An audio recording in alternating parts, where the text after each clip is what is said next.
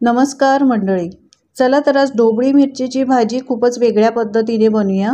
ही भाजी बनवायला खूपच सोपी आहे आणि खायला तर जबरदस्त लागते. तर इथे मी गॅसवर पॅन गरम करायला ठेवलेला आहे. 2 चमचे तेल घातलं. यानंतर 1 चमचा राई, 1 चमचा जिरं आणि हिंग घातलेली आहे. 10-12 कढीपत्त्याची पानं घालायची. कढीपत्त्यामुळे फ्लेवर खूप छान येतो. यानंतर राई जिरं चांगलं तडतडल्यानंतर एक बारीक चिरलेला कांदा घालून छान परतवून घ्यायचा.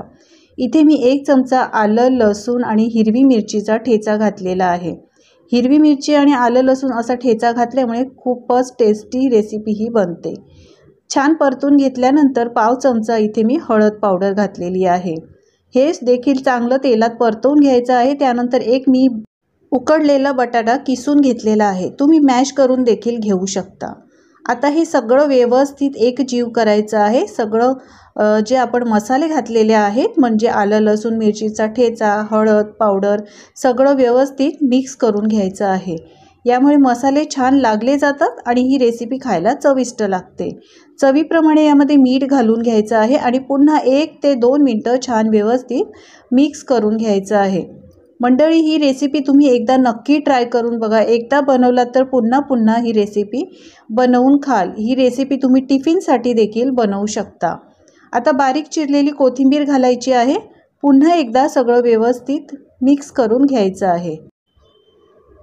तर छान मी 1 ते 2 मिनटं मस्त व्यवस्थित सगळं मिक्स करून घेतलेलं आहे.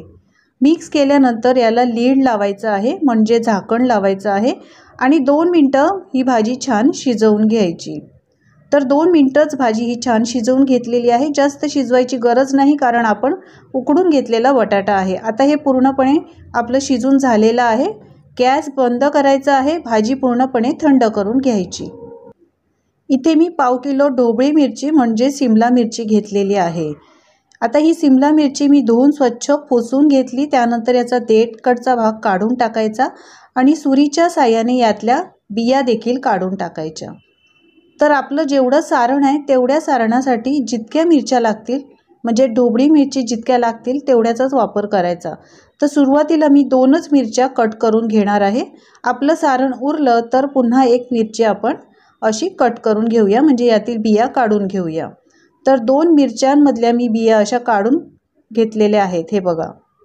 आता आपलं बटाट्याचं सारण देखील थंड झालेलं आहे. चमचा घ्यायचा आहे आणि चमच्याने हे सारण या ढोबळी मिरचीमध्ये म्हणजे सिमला मिरचीमध्ये अशा पद्धतीने दाबून दाबून भरायचं आहे. तुम्ही कधी सिमला मिरचीची भाजी अशी केली नसेल तर एकदा नक्की ट्राय करून बघा. तर हे बघा, मी असं चमच्याने छान मस्त अगदी सारण भरलेलं आहे. आपलं हे सारण छान भरून झालेलं आहे.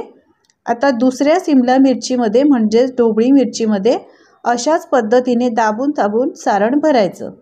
हे बटाट्याचं जे सारण आहे तुम्ही आदल्या दिवशी फ्रीजमध्ये बनवून ठेवू शकता आणि जर तुम्हाला टिफिनला ही रेसिपी बनवायची असेल तर दुसऱ्या दिवशी तुम्ही ही झटपट रेसिपी बनवू शकता किंवा सिमला मिरचीमध्ये स्टफ करून देखील ठेवू शकता.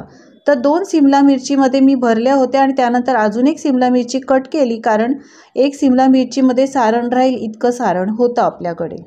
तर एक मोठ्या बटाट्यापासून 3 सिमला मिरचीचं सारण आपण बनवून तयार केलेलं आहे.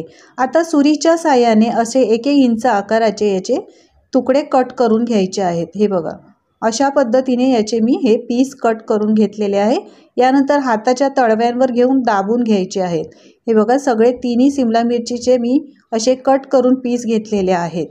आता आपण हे फ्राय करून घेऊया. तर शॅलो फ्राय करणार आहोत. पॅनमध्ये मी त्याच तेल घातलेलं आहे 2 चमचे आणि त्यानंतर हे सिमला मिरची आपण स्टफिंग करून ठेवलेलं होतं म्हणजे ढोबळी मिरची जी स्टफिंग करून ठेवली होती ती यामध्ये घालायची आहे.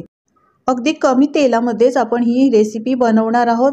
अजिबात जास्त तेलाची याला गरज नाही.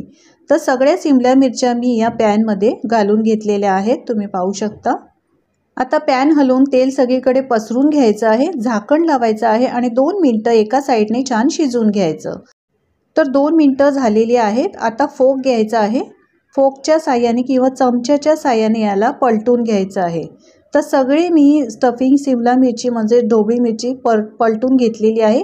लीड लावायचं आहे आणि 2 मिनटं पुन्हा एकदा छान भाजून घ्यायचं। तर मी 2 ते 3 वेळा असं दोन्ही बाजूनी आलटून पालटून छान सिमला मिरचीचा कलर चेंज होईपर्यंत, स्टफिंगचा कलर चेंज होईपर्यंत मस्त खरपूस भाजून घेतलेलं आहे। तर हे पहा, कलर देखील खूपच सुंदर आलेला आहे। आता हे सगळे आपण एका प्लेटमध्ये काढून घेऊया।